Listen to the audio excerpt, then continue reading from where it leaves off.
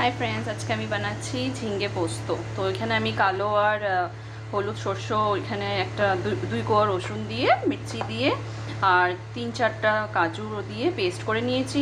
আর এটা আমি ঝিঙ্গা কেটে রেখেছি। আর এই যে পেঁয়াজ আর 2টা মরিচ রেখেছি। আলু চাক করে কেটেছি, এটাকে আমি ফ্রাই করে নিচ্ছি আগে। ওই ভাজা তেলটার মধ্যে আমি 2টো মির্চি দিয়ে দিলাম, অল্প একটু কালঞ্জি দিয়ে দিলাম, অল্প জিরে দিয়ে দিব। তেল গরম হয়ে গেছে, আমি পেঁয়াজ কুচি দিয়ে দেবো, অল্প একটু নুন দিয়ে দেবো।